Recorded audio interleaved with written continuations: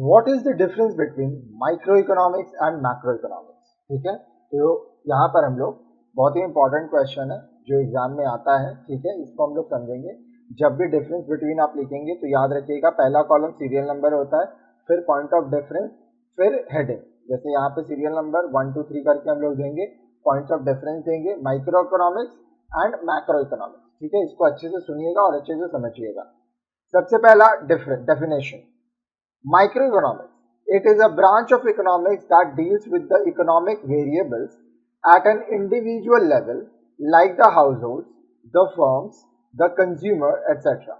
तो micro economics क्या हुआ, एकदम बेस लेवल पे आप अपने घर का जो कैलकुलेशंस करते हैं, बजट बनाते हैं, उसको माइक्रो इकोनॉमिक्स कहा जाएगा। एक फर्म, एक कंपनी अपना पैसे का जो भी हिसाब रखता है, जो भी लेन देन करता है, जो भी बजट बनाता है, उसको माइक्रो इकोनॉमिक्स कहा जाएगा। एक कंज्यूमर, उसके पास जो पैसा है उसको कैसे इस्तेमाल करता है, उसको माइक्रो इकोनॉमिक्स एकदम छोटे स्तर पर हम लोग माइक्रो इकोनॉमिक्स मानेंगे। अब मैक्रो वर्ड से ही पता चल रहा है कि बड़ा होता है। It is a branch of economics that deals with the economic variables of an economy as a whole. अब देखिए, जैसे मान लीजिए इंडिया एज अ कंट्री एक बहुत बड़ा है, तो जब सरकार बजट बना रही है, सरकार के पास जो पैसा है उसको कहाँ कितना खर्च करना है, सो इकोनॉमी एज अ होल जब हम लोग देखेंगे तो उसको मैक्रो इकोनॉमिक्स कहा जाएगा। Deals with Microeconomic deals with how the consumer or the producer make decisions depending upon their given budget and other variables.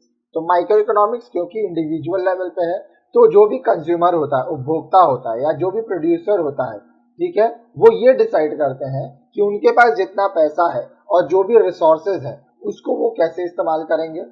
Macroeconomics, it deals with the mechanism of how different economic sectors like households, industries, and other government and foreign sectors make their decision. ठीक है, तो macro में क्या हो रहा है, अलग अलग इकोनॉमिक का सेक्टर देखा जाएगा। जैसे हाउस होल्ड सेक्टर में क्या हो रहा है, इंडस्ट्री में क्या हो रहा है, सरकार क्या कर रहा है, फॉरेन सेक्टर में क्या हो रहा है, तो बड़े क्षेत्र में देखा जाएगा। ठीक है, method, the method of partial equilibrium, that is equilibrium in one market, is dealt here. Micro economics में क्या है, एक छोटा सा मार्केट को हम लोग देखेंगे, ठीक है, कि वहां पर क्या हो रहा है। The method of general equilibrium, that is equilibrium in all the market simultaneously, is applied here. तो मैक्रो इकोनॉमिक्स में क्या है, जितना भी मार्केट है सबको हम लोग देखेंगे, सारा कैलकुलेशंस देख के हम लोग मैक्रो इकोनॉमिक्स करेंगे। फिर आता है variables. Some of the major variables which are involved here are price, consumers' demand, wages, rent, profit, firms' revenue, cost, etc.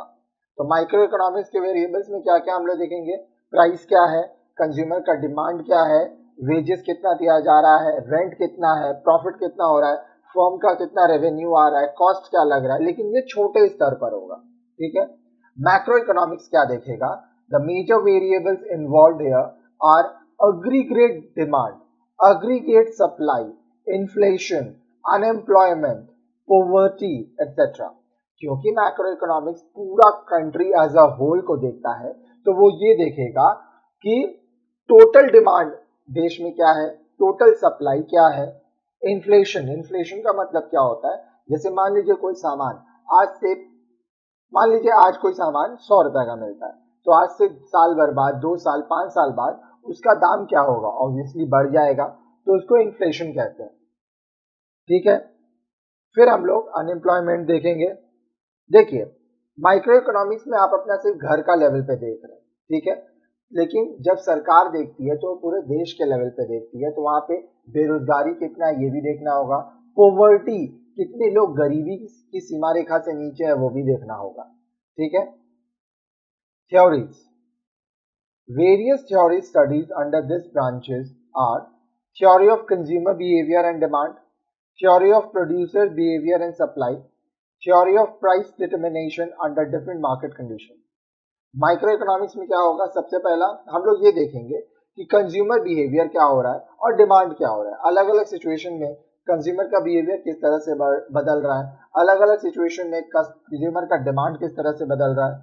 फिर प्रोड्यूसर जो उत्पाद करता है, प्रोडक्ट बनाता है, उसका बिहेवियर कैसा है, वो सप्लाई किस तरह से दे पा रहा है। ठीक है, इसके ऊपर डिटेल हम लोग आगे पढ़ेंगे। हम लोग देखिए ये जो सेट है, हम लोग क्वेश्चन आंसर्स का सेट लाए हैं ताकि स्टूडेंट को अच्छे से ये समझ में आए कि क्वेश्चंस में उनको क्या आंसर करना है, उनका कॉन्सेप्ट क्लियर हो जाए। फिर है theory of price determination under different market condition. अलग अलग जो मार्केट का कंडीशन होता है उसमें किस तरह से हम लोग ये डिसाइड करेंगे कि प्राइस क्या होगा। अब देखिए मैक्रो इकोनॉमिक्स में various theories studied under this branch are theory of national income, एक नेशन का किस तरह से इनकम हो रहा है वो देखेंगे। थ्योरी ऑफ मनी, पैसा किस तरह से काम करता है ये देखेंगे। Theory of general price level, generally क्या प्राइस होना चाहिए सरकार ये देखता है। थ्योरी ऑफ एम्प्लॉयमेंट, ठीक है। अब देखिए नौकरी कौन देगा, सरकार देगा, ठीक है।